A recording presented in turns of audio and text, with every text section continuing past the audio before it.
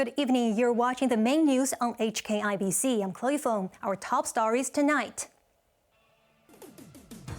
Another national anthem controversy hits Hong Kong Rugby. Late relaxation of curbs catches local travel agents off guard. And a new app is launched to boost safety for hikers. The Hong Kong rugby team has been dragged into a second national anthem controversy in a week. In the new case, the title of a protest song was featured in a YouTube video. Joanna Ho reports.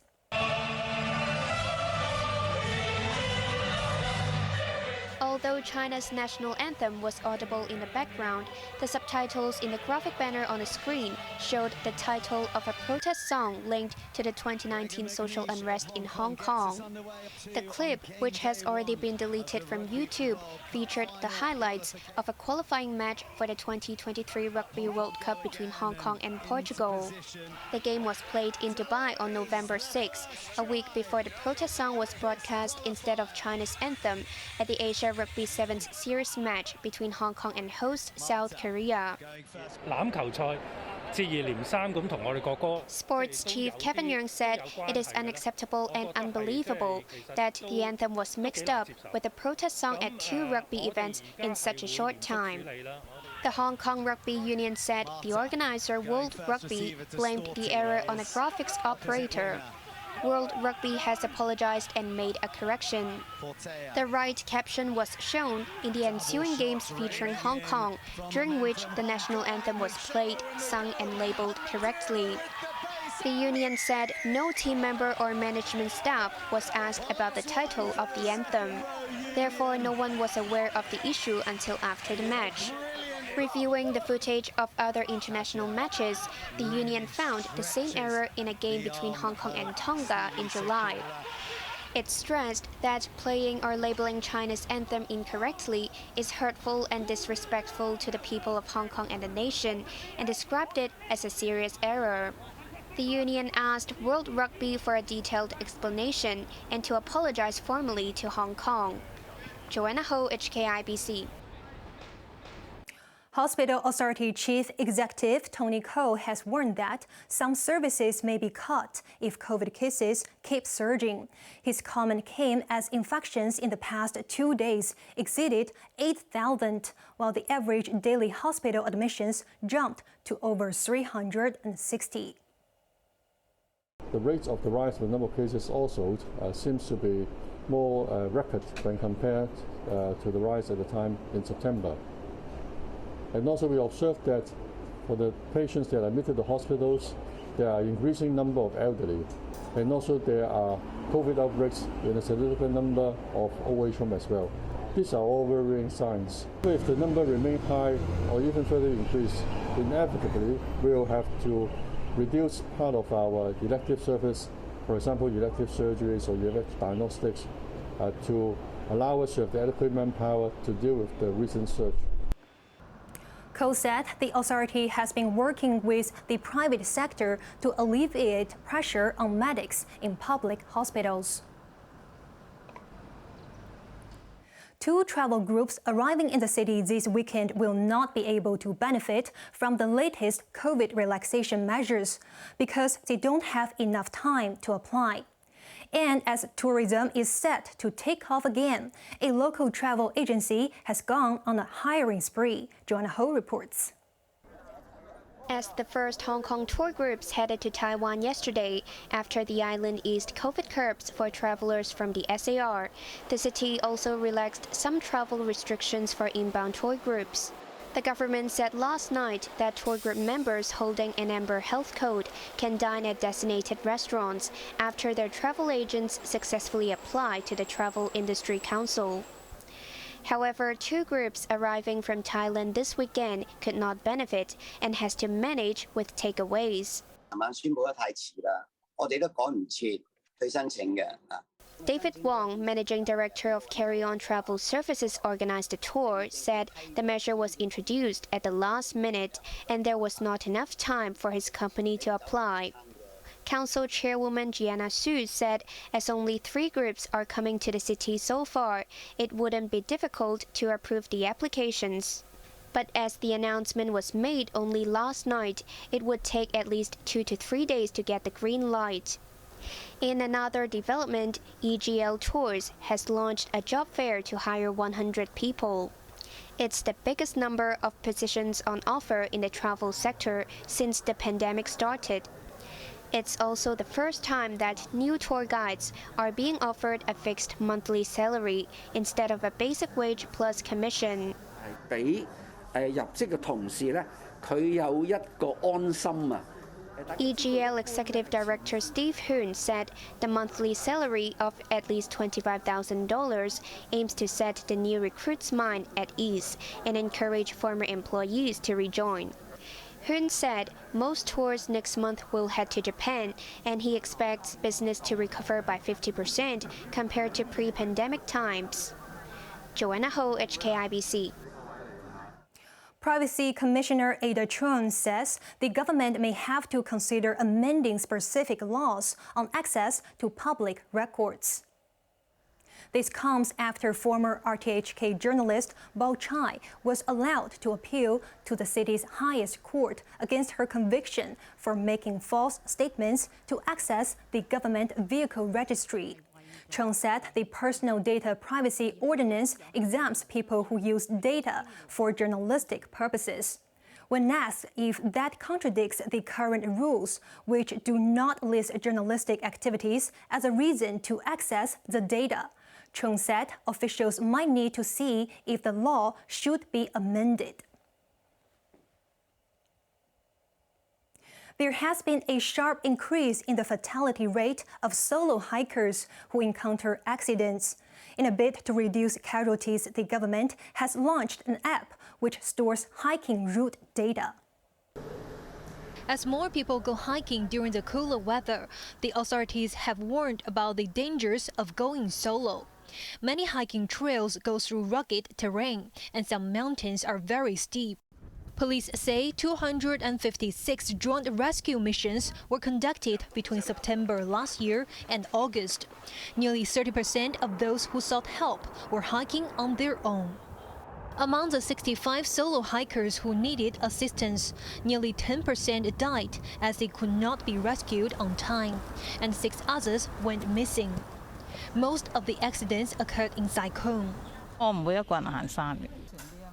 This woman said she never tried hiking alone, as it's dangerous, adding that if she gets into trouble, no one will know, and it will be difficult to find her. To reduce casualties, a multi-department task force comprising the disciplined services and other government departments has rolled out a scheme called Project Hill Pal. They have launched an app called Enjoy Hiking, which stores the route data of hikers so the authorities can locate them quickly in case of an emergency. 往往咧喺佢屋企人發現咗嗰位行山人士失蹤嘅時候咧，可能已經係遲咗。 Chief Inspector Fu Jun-ip urged trackers to use the app, noting that it takes longer before family members report that a solo hiker is reported missing. Fu added that the data on the app is deleted after 7 days and will not affect personal privacy. Hong Kong and Vietnam have pledged to strengthen trade ties. The leaders of the two sides met in Bangkok on the sidelines of a summit of the Regional Economic Bloc, APEC. Good morning, Mr. President. Yes. Even though Hong Kong is not a state, but the relations in Vietnam and Hong Kong are very tight. Hong Kong is a top trading partner of Vietnam. You are no second to any ASEAN country, and we enjoy more than 2,000 projects from Hong Kong worth nearly $30 billion in Vietnam. Thank you very much for your kind words. We are indeed very close trade partners.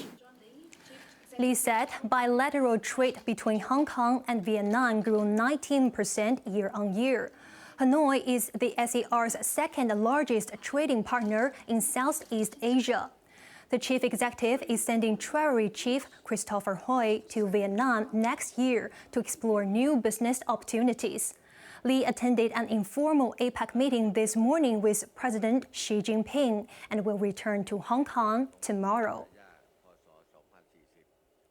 President Xi, meanwhile, met U.S. Vice President Kamala Harris, and they called for open communication following a closed-door meeting on the sidelines of the APEC forum. Referring to his meeting last Monday with U.S. President Joe Biden, Xi said it was strategic and constructive and paved the way for future Sino-U.S. relations. He stressed that both countries need to have a better understanding of each other and hoped that Harris would play an active role in improving ties. Harris emphasized Biden's message that they must maintain open lines of communication and that Washington did not seek confrontation with Beijing. Vote counting has begun in Malaysia's tightest election ever, with opinion polls predicting that a multiracial coalition led by Anwar Ibrahim will secure the most seats.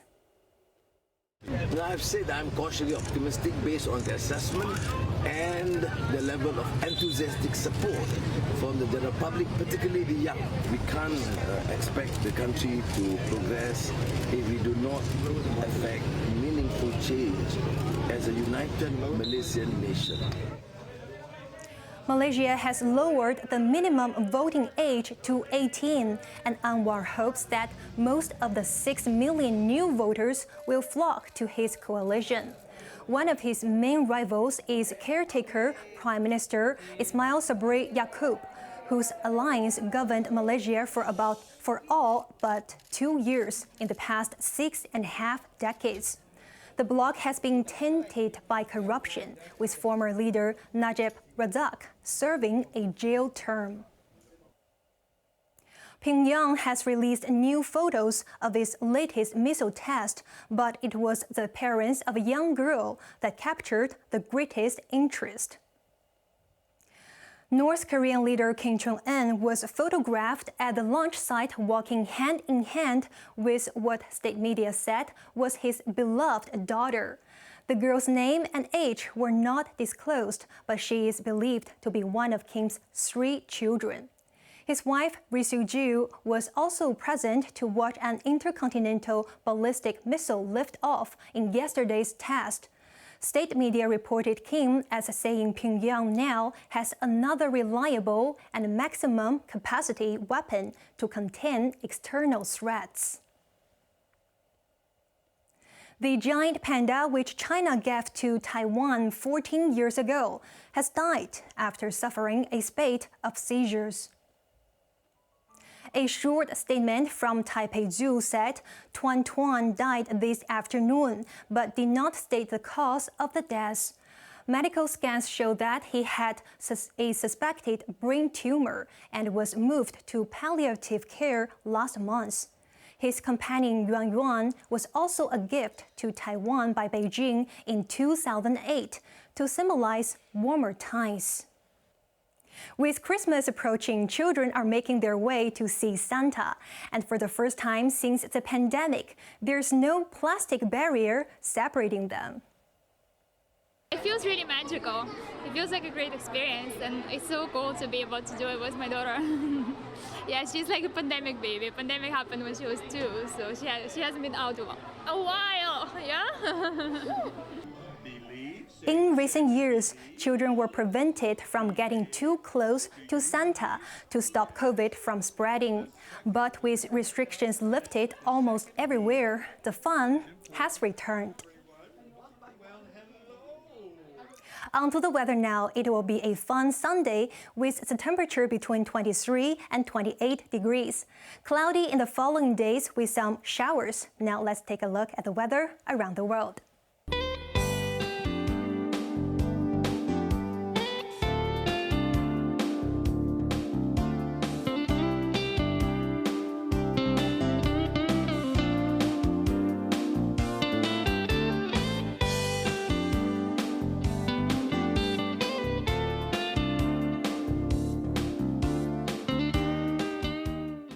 That's our main news for Saturday night. Join us for more news at 11. I'm Chloe Feng. Good night.